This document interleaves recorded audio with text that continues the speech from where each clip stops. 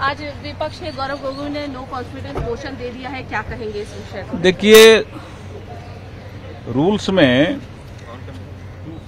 Clear cut व्यवस्था दी हुई है कि नो कॉन्फिडेंस मोशन कौन ला सकता है। उसमें 50 जो माननीय सांसद हैं उनके द्वारा वो खड़े होने की स्थिति में हैं क्या, वहां रहेंगे क्या हाउस में, आने दो पहले नो कॉन्फिडेंस मोशन। सरकार हर परिस्थिति के लिए तैयार है।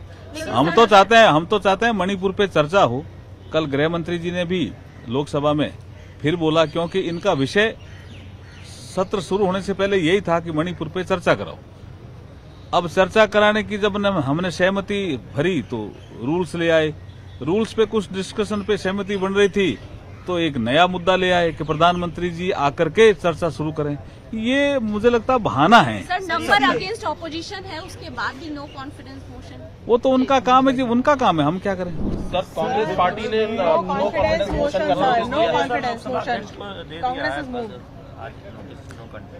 को नो कॉन्फिडेंस दिया है, तो अब लोगों के कॉन्फिडेंस माननीय नरेंद्र मोदी जी के ऊपर, भारतीय जनता पार्टी के ऊपर ही है।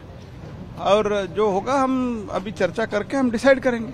सर, हालांकि उनके पास नंबर नहीं है, लेकिन वो ये कह रहे हैं कि हमारे पास इतना नंबर है कि हम नो कॉन्फिडेंस मोशन मूव कर सकते हैं। नहीं, वो तो लास्ट टर्म में भी किया था और लोग उनको जो कुछ भी सबक सिखाने था वो सिखा दिया है और आगे भी सिखा देंगे। अलायंस है वो नो कॉन्फिडेंस मोशन ला रहा है, तो आप लोग के पास क्या पर्याप्त नंबर है सरकार को हराने नहीं सदन में कि आप लोग नो कॉन्फिडेंस मोशन ला? देखिए, इसको थोड़ा इसका निहितार्थ समझिए। हमें पता है आंकड़े हमारे पक्ष में नहीं, लेकिन लोकतंत्र आंकड़ों की चीज सिर्फ नहीं होती है। मणिपुर जल रहा है, वहां के लोग टकटकी लगा के देख रहे हैं कि हमारे प्रधानमंत्री जुबान कब खोलेंगे। किसी भी और उपकरण से वो जुबान खोल नहीं रहे थे। उंगली की चोट पर ट्वीट करने वाले प्रधानमंत्री मणिपुर में हमारी बहनों के नग्न परेड के बाद भी चुप है। तो शायद अविश्वास प्रस्ताव के बहाने ही उनसे कुछ बुलवाया जा सके, तो यही सबसे बड़ी उपलब्धि होगी। उसी की वजह से ये नो कॉन्फिडेंस मोशन। खैर, जो भी है, इन सब के बीच क्या आप लोग के पास इतना नंबर है कि नो कॉन्फिडेंस ला रहे हैं? क्या सरकार को हरा पाइएगा आप लोग? देखिए, पहली चीज तो यह है, इस नो कॉन्फिडेंस मोशन का उद्देश्य क्या है वो समझ लीजिए। 4 बड़े उद्देश्य हैं। पहला उद्देश्य तो यह है कि सरकार बार बार ये कह रही है कि सरकार बहस चाहती है सदन चलाओ, सरकार बहस चाहती है सदन चलाओ, और विपक्ष हम शोर मचा रहा है, इसलिए सदन नहीं चल पा रहा। इस नो कॉन्फिडेंस मोशन के आने के बाद सरकार मजबूर हो जाएगी सदन चलाने पर, और इस प्रकार के मनगढ़ंत आरोप हम पर नहीं लगेंगे। वास्तव में सदन चलेगा। 4 दिन बर्बाद हो गए मॉनसून सत्र के। विपक्ष कहता रहा बहस कराओ, बहस कराओ, बहस कराओ, सत्ता पक्ष ने बहस नहीं कराई।